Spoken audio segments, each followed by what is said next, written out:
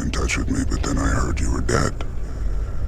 And I also heard that you were a king, and various other things. But the fact is, Loki, you and I are not the sort people understand.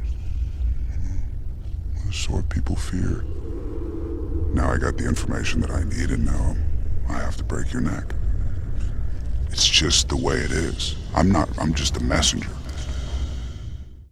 What's up, everyone? Josh Brolin just spilled the beans that Marvel is bringing back Thanos in the live-action movies. It's pretty exciting, right? I mean, they've already featured him in animated versions post-Avengers Endgame, and there have been plenty of deleted scenes and alternate endings delving into his backstory. And get this, they might even explore a younger version of Thanos in the Eternals movie. Maybe we'll be calling him the thin version of Thanos. But this would mark his return in live action, so it's going to be a big deal. I can't wait to see the fan reactions when he makes his grand entrance. It's funny how real-life circumstances can bring lines from earlier Marvel movies back into the spotlight. By the way, if you're new here, make sure to subscribe to catch all the latest updates. Oh, and rumor has it that we'll be getting the Deadpool 3 trailer later this week, so stay tuned for that.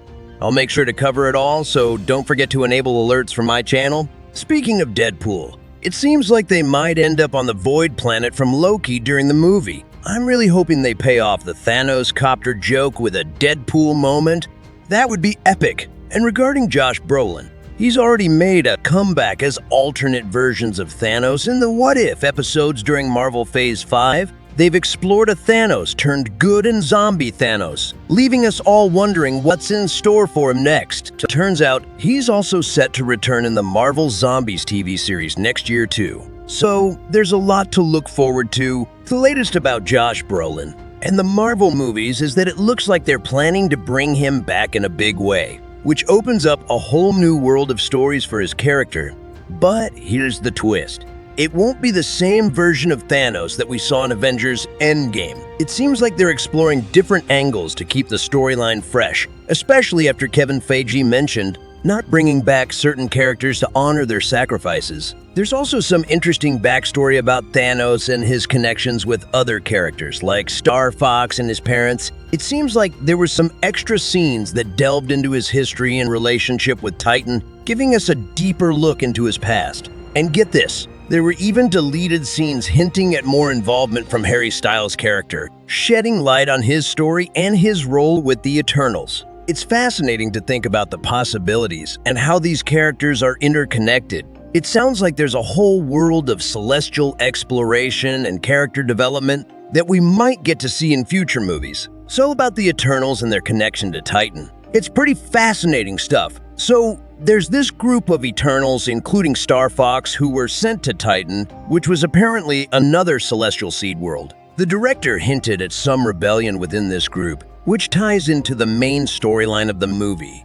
It seems like Star Fox's attempt to save Titan didn't quite work out, and he ended up fleeing the planet before its destruction. There's some interesting insight into Thanos' backstory and his actions in Avengers Infinity War that it's suggested that Thanos' plan to balance the universe by eliminating half the population was actually an attempt to thwart the emergence on Titan, which would have led to the creation of more Celestials. This adds a new layer to Thanos' character, making him more of an anti-hero than a straightforward villain. It's all quite thought-provoking, especially when considering the motivations and actions of characters like Star Fox and Thanos in this broader celestial context. It's like a whole new perspective on the events we've seen in the Marvel movies so far. Thanos' plan and the alternate ending of the Eternals movie are really intriguing topics. There's this whole perspective on Thanos that makes him seem more like a hero, which is quite a departure from how we've seen him before. The alternate ending, which was initially meant to be more of a downer, would have taken the story in a very different direction. It involved the Eternals failing to prevent a catastrophic event on Earth, leading to a cycle of events that would have raised some major continuity questions for the MCU. Seems like Marvel decided not to go with that ending, probably because it was too bleak and would have created a lot of confusion about the main MCU universe.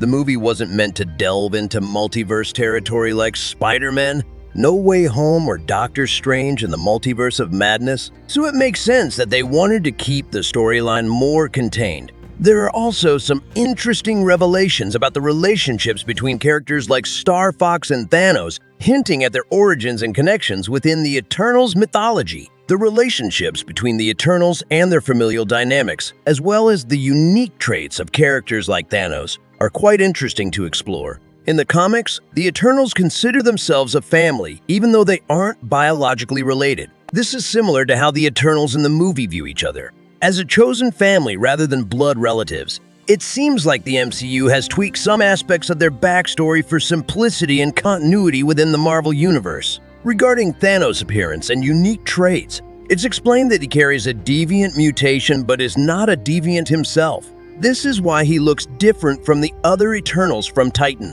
While the Eternals are designed to blend in with the populations of the celestial seed worlds they are sent to, this means they adapt to look and speak like the inhabitants of those worlds, allowing them to seamlessly integrate into different societies. It's also suggested that Thanos may have rebelled against the Eternals' mission after learning about the truth of the emergence, adding another layer to his character and motivations. It's all quite fascinating to delve into the intricacies of the Eternals' origins and their interactions with different civilizations across the cosmos. Firstly, on Titan, there was a significant event involving a large actor who was banished and tried to persuade others to carry out a drastic plan to halt the emergence by eliminating half the population. Subsequently, something happened to this large actor, resulting in their passing and the naming of Star Fox as their successor, who then assumed the role of Prime Eternal for their group on Titan. Star Fox eventually rebelled against Erickson, the Judge, and escaped. Much like Cersei's rebellion after acquiring the Celestial Core from a Jack, it suggested that in future movies, such as a potential Eternals sequel or another MCU space-based film,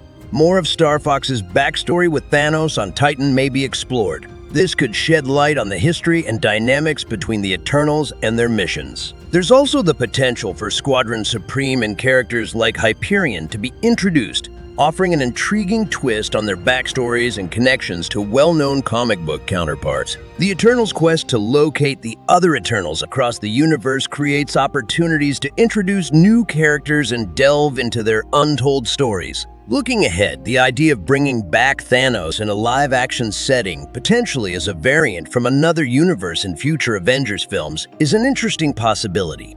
The concept of battle world and multiverse versions of characters presents an easy way to reintroduce a different iteration of Thanos, drawing from the rich history of the character and comic book storylines. If we're lucky, we'll see a version of God Emperor Doom ripping his spine out of his body. But there's a bunch of big stuff coming this week. Big reminder, at Super Bowl Trailer Fest, we should get that new Deadpool 3 trailer soon. So I will post that as soon as they do release it, and there's a bunch of other big stuff coming too. As always, thank you so much for watching, and I'll see you guys in the next one.